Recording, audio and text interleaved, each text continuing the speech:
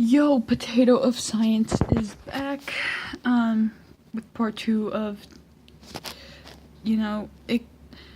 don't expect people to ask for your pronouns, advocate for yourself, part 2. And I went in more detail on my Facebook page, but basically, like I was talking about in first video, I am going to use my site to make parallels to some transgender things, because that's a lot of how I relate to it. That's kind of my way of figuring out a lot of what I feel and understanding it a little more in depth. Dropped my phone. So basically, here's the thing is, as a blind person, I am a lot more socially acceptable in that sense. Back 2,000 years ago, maybe not so much. People see it as, being blind as a real thing, and it is very real. Whereas being trans or non-binary, one, not a lot of people even know about the non-binary part. Two, a lot of people don't see being trans as real. And that's typically a problem with understanding the tangible versus the non-tangible. And so,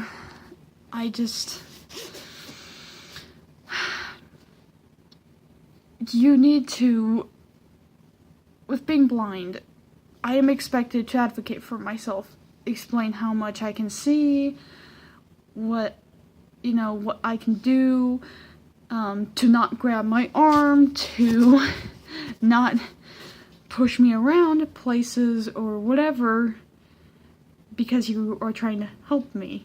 I have to advocate for myself for really stupid things like that, because not everyone is well informed. And the same goes for being transgender. Whereas you're probably not gonna get grabbed by the arm or something, you're still gonna get misgendered. And either you can deal with it, or you can advocate for yourself. And you can be like, actually, I go by blah blah blah pronouns, and if you are expecting people to ask you for your pronouns, that's not reasonable, because people a lot of times don't even know anything about the trans community. People don't know that that's even real for the most part, and they don't know what their words are really doing. They don't know that kind of thing. And if you expect, other people to go around asking, when they meet someone, being like, oh, hey, what pronouns do you go by? Well, one, that's probably going to offend the cisgendered people, because they're not, they might not feel man or girl enough, because you just ask them if they are a different gender, basically, in that sense. Or at least that's how they will perceive it. And as we all know, that's not what we're trying to do, but that's the thing. Then other people are not going to know what it really is, what it means. They're gonna be like, what? People go by that? And,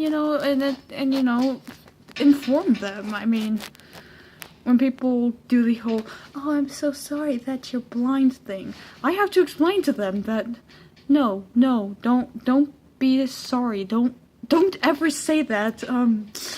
I made a big joke on Facebook about, with that, and just being like, I am so triggered. Had to make the reference.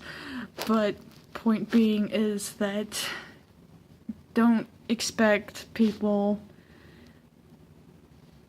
to know to ask in the first place.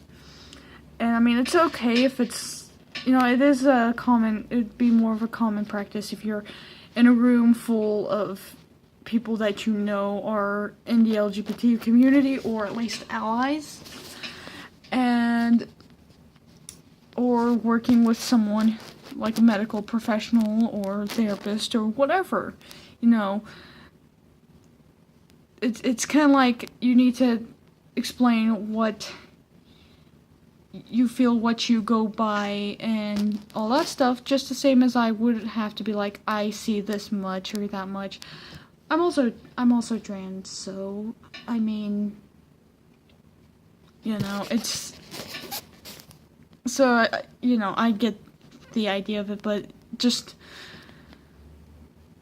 don't expect people to know right offhand that, you know, they need to ask. And you know, the change, I think if enough of us are willing to advocate for ourselves, for our pronouns, gender, whatever, that's how we can actually change things. Because a lot of people don't get to see transgender in a good light. Whereas, you know, for example, being blind, you know, at one time it wasn't a good thing. But now, you know, it's accepted, people are getting help. Things like that. And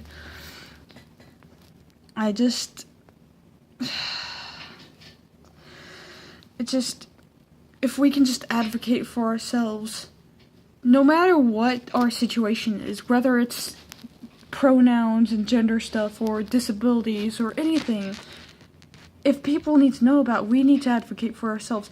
I can't advocate for you, you can't advocate for me. We're not an advocating family.